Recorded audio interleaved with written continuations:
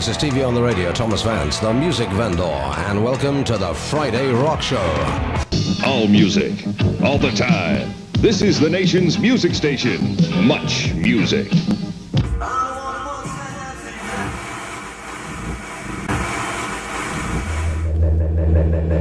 Metal Shop. Painted by Anthrax.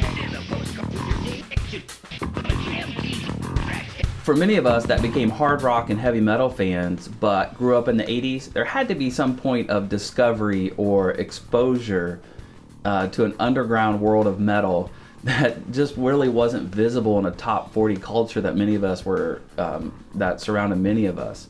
So in the pre-internet days, those that were willing to go further and look a little deeper turned to fanzines, magazines, FM radio specials, and a little later on music television to discover bands that were had the energy, had the excitement, and the heaviness that we were all looking for.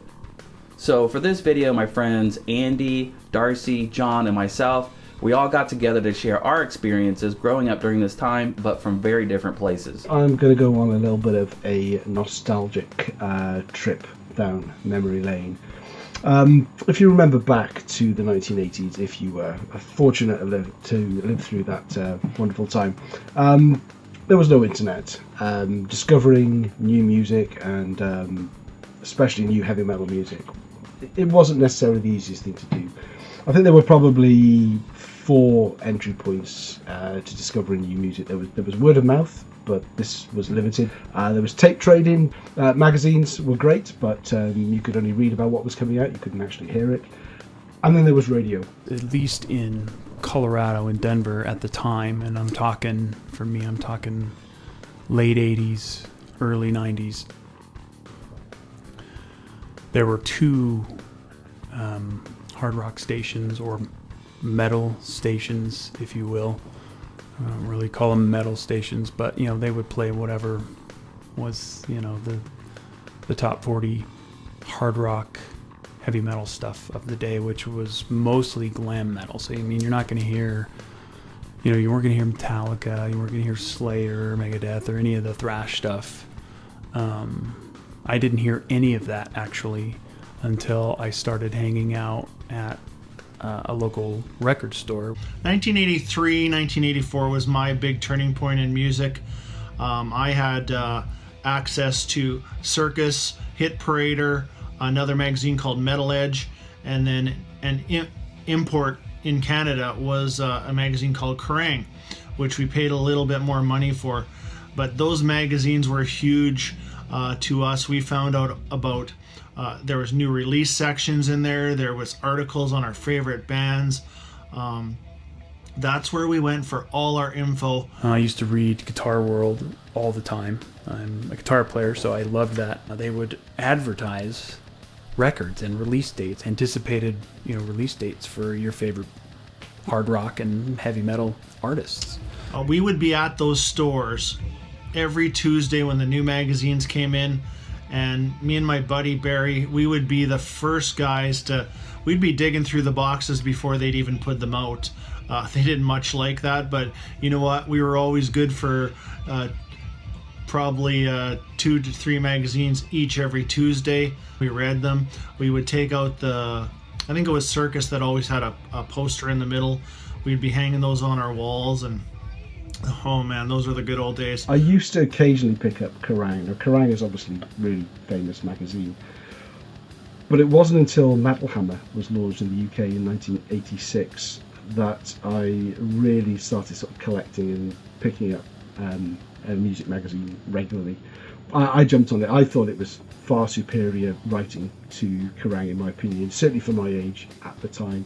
And I lapped up every article. I really wish I still had them, but once they were read, the posters came out and were up on the wall, and the best band shots were cut out of the magazine, and they were used to cover my school exercise books at the time. So it's a shame I still don't have those now, but yeah, still got the memories with them. But while the magazine and the reviews and the upcoming articles and the the articles about the bands were absolutely great. It didn't compare to hearing these bands for the first time on the radio. But my neighbor, who had an older brother who was in the military, he was discharged and he came back.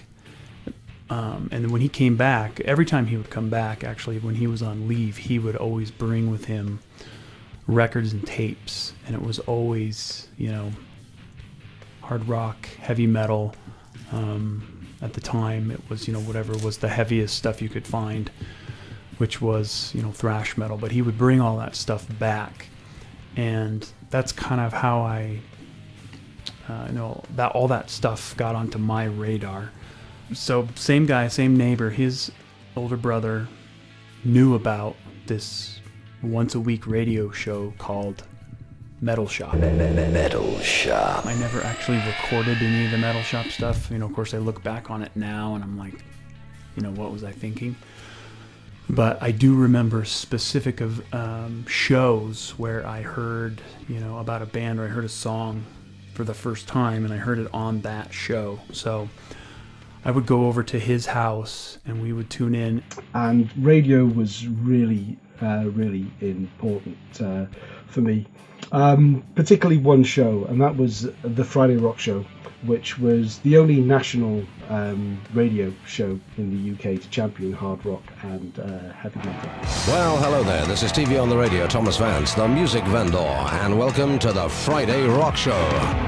It was broadcast on the BBC, BBC Radio 1 FM, and it originally ran from 1978 to 1993, and it was hosted by a DJ called Tommy Vance, TV on the radio, and he had the perfect voice for rock radio. I was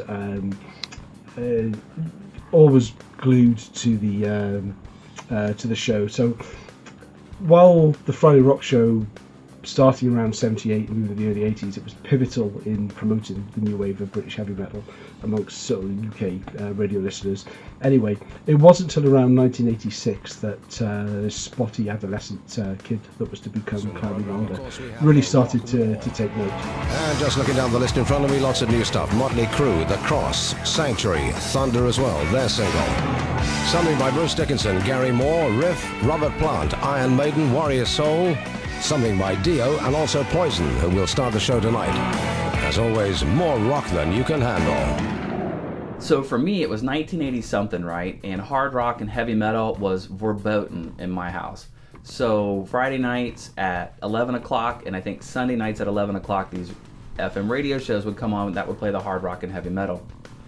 So I would have this little FM radio already ready on the floor between the wall and my bed, where my bed was at, and I'd have these headphones ready to go, these cheap plastic headphones, the kind with the foam over it, but the foam was like torn off and the plastic part had to go against your ear. But the sacrifice was worth it, because I was able to tune into some of the best music and interviews that I just couldn't get anywhere else. And I remember Sunday nights would be a school night. Metal Shop would come on. I remember one night I accidentally pulled the headphone jack out of my radio and it blasted out loud. Mom came in and I lost radio privileges for a little while. But yeah, it was the Metal Shop. The latest metal notes on the Scorpions, Metallica's Lars Ulrich, Metal Blade Records, and MOD, the week's top metals, and tons more. Hi, this is Scott Ian from Anthrax. Hi, this is Sean Connery from Law & Order. Hi, this is Anthony from Tora Tora. Hi, this is Keith Douglas from Tora Tora. Hi, this is Tom Hamilton from Aerosmith, and I'll be this week's feature interview on Metal Shop. You'll hear them all and more tonight on the only show with teeth.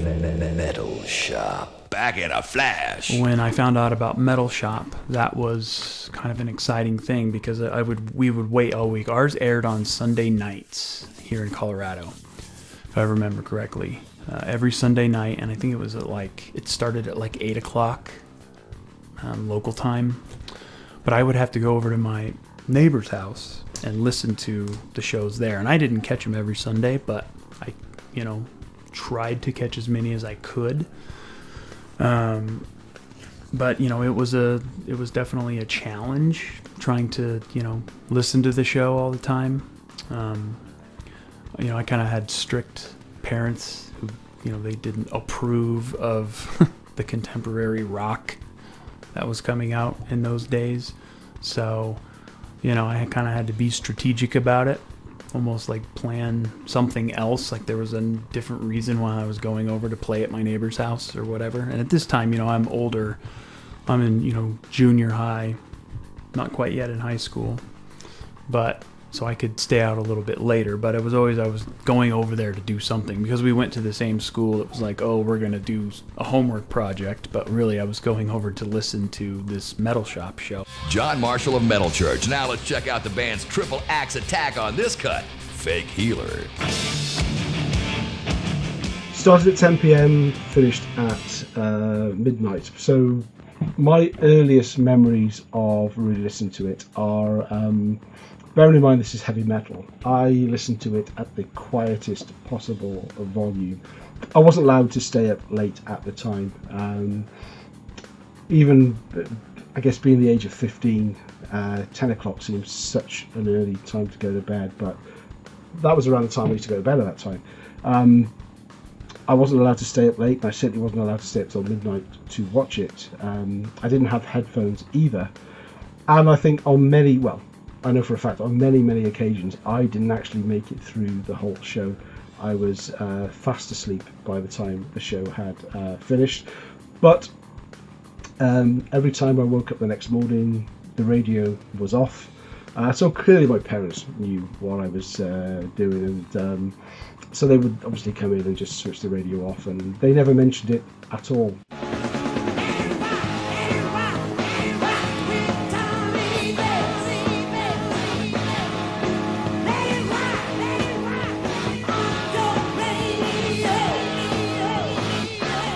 Back in the day, it was in Canada here, it's called Much Music, and they had an hour every Thursday night, I believe, called the Pepsi Power Hour.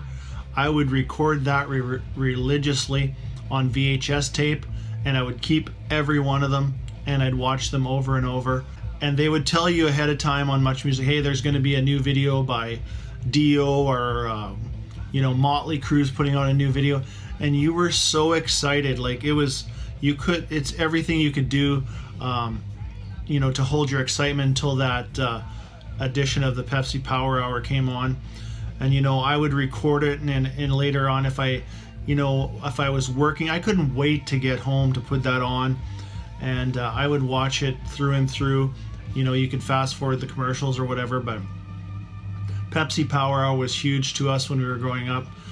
It's basically, it was the only real access to, videos were huge.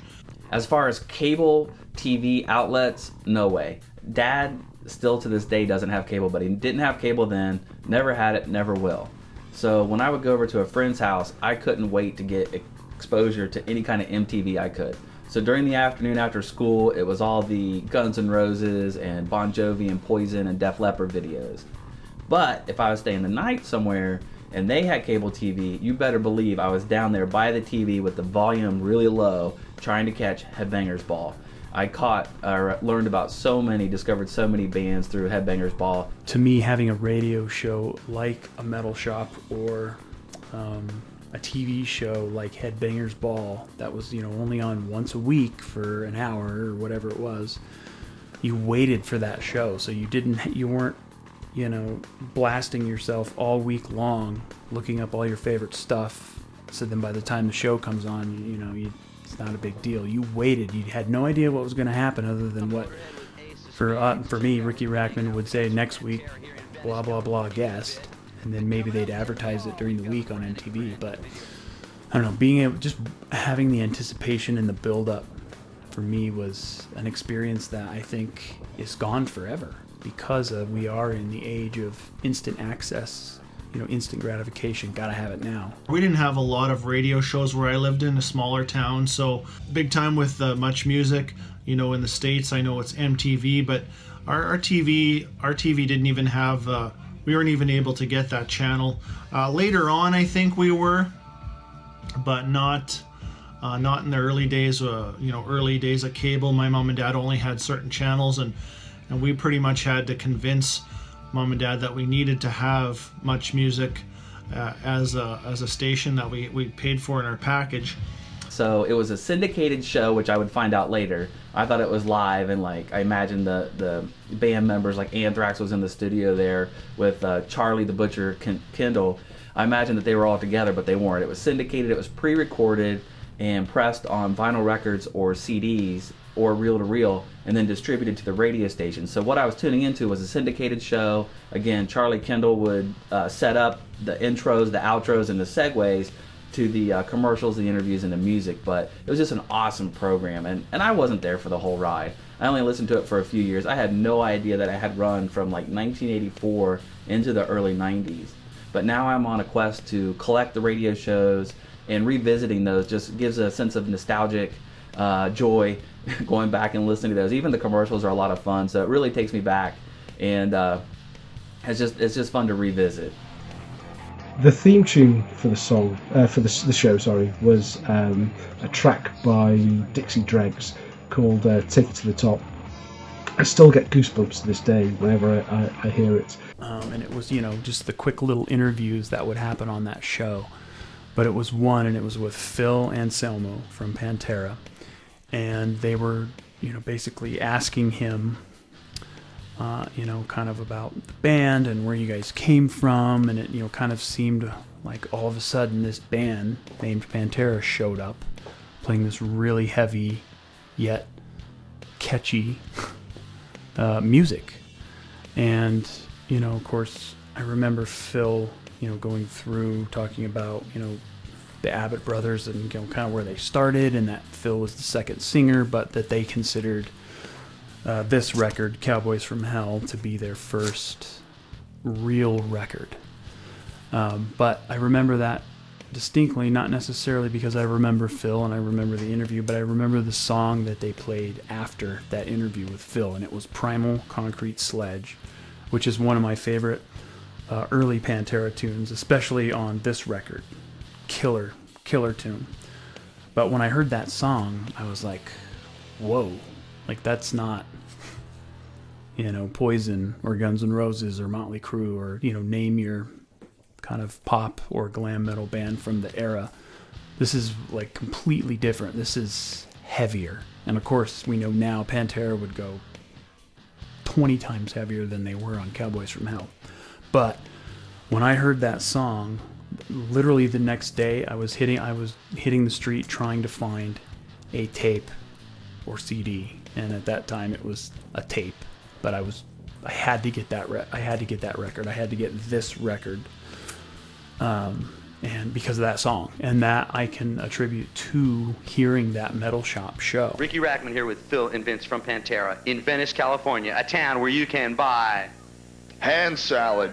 Tommy Vance just cuts and says, right, we're now going to go over to Magnum, and then the next thing you know, there's Bob Catley, and he's talking to the audience. He just says, we've just been joined by millions of viewers listening to the Friday Rock Show, and there's a big cheer, and then they played out that show, and I absolutely love that show, and it really got me into Magnum, and Magnum is a band that I've pretty much loved ever since. Another thing I loved from the show as well was interviews with the band, because it was great to hear the bands actually speak. I was only ever used to reading about them or listening to their music, and to hear their opinions and what they thought and when they were going to tour and what have you. There was a great interview with Anthrax. It was the first time I'd heard those guys speak. Hey, metalheads. This is Scott Ian. And Frank Bella. From Anthrax. The magic of when I grew up in the 80s of, like I said, a new album coming out was unexplainable. I know a lot of you, I know you know this feeling, but it was so cool to walk out of that record store with your brand new cassette or later on CD, and just getting into your car and ripping that shrink wrap off and popping it in your cassette deck and hearing, something for the first time, and not hearing anything about it or barely anything about it. There's only so much information you could get from Hit Parader and Circus and stuff. The 80s were awesome time though. I made the best of what I have, and I have Tommy Vance to thank for introducing me to some great music that helped me make me the person I am today, which I think is pretty fantastic. My whole feeling on the internet, it's almost too easy.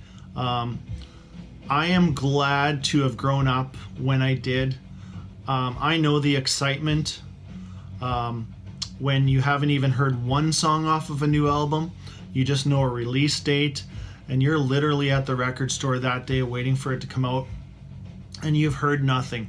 Now, as much as I tell myself these days that I'm not going to listen to a new single, but when you have an album, like, take for example the new Overkill album, The Wings of War. The first single comes out in December. This album isn't released till February. Well, I just don't have the willpower to wait 2 months to, I'm going to listen to the first, the second, the third single. I just will. And that part's too easy. It does take a bit of the magic away, the accessibility of the info you can get like that. But it's this day and age. It's everything. Everybody wants everything now, and that's just the way that is. So after about 10 years of punishing ears through the airways, Metal Shop ended. Charlie Kendall went on to other things and ended up retiring in 2013, but he was quoted as saying that Metal Shop ended, interest started to fall when corporate started to push more alternative music to be played on the show. And we all know there was times were changing at that point in time where metal was imploding and more alternative rock was coming through, and a new movement changed the whole game up. So, but I don't know if it's looking back nostalgically compared to like now, listening to podcasts and having everything on demand right away, immediately. It seems like it was better back then, but looking back, I missed out on a lot of bands. I've got a lot of catching up to do just because I wasn't aware of it. So now with the vinyl community, with podcasts and Amazon Music and all the different outlets that you have, you're able to go through and look through and test new bands and listen through albums. I think the only thing you have to do is try to keep a good balance, because if you're rushing through too much music just to be aware of it all, I think you're missing out on the opportunity to really soak up the album like we could in the 80s, where all you had was one tape or one CD and you paid your hard-earned money for it and you listened to it over and over, even the songs you didn't like, and before you knew it, you knew the whole thing by heart and loved even the songs you didn't like in the beginning. You don't have that nowadays. So I think as long as you keep a good balance and tap into the greats, the outlets that are best for you, more power to you. We can't go back, we can't live in the past, but we can celebrate it and we can look forward and make sure that we maintain a good balance. I want to thank my friends Darcy, Andy, and John for participating in this. Thank you for your contributions and for making this video really cool. So to keep this going, guys, please share your experiences growing up in the 80s. If you're younger than that, please share your experiences with podcasts and what you like best and maybe don't like so much about podcasts and the information on demand world that we live in today. That's, I think an experience that I'll always remember, and I'll always remember shows, like I said, like Metal Shop, Headbangers Ball, and a few others that really kind of introduced me to all of the music that I still love and listen to and collect records of to this day. Definitely 1984, 1983, big years in metal, first of all, and big years for me. Kind of shaped me to the guy I am today, and you know what? I am just a middle-aged lover of music, period. I hope you've enjoyed this little trip down memory lane with me. Let me know what you think in the comments, and thanks very much for watching. Cheers. Stay heavy. Thank you guys so much for watching. Stay metal. Tonight in the feature interview, Dave Mustaine of Megadeth tells why their new album, Countdown to Extinction, may be ahead of its time. I think that at least we've got the courage to be defiant, to talk about things that are probably taboo to a lot of other people. Well, hello there. This is TV on the Radio, Thomas Vance, the music vendor, and welcome to the Friday Rock Show. Later on in the program tonight, we have an extremely good 35 minutes and 40 seconds of a band called Great White. Also in the program, of course, we have the Rock War. And just looking down the list in front of me, lots of new stuff. Motley Crue, The Cross, Sanctuary, Thunder.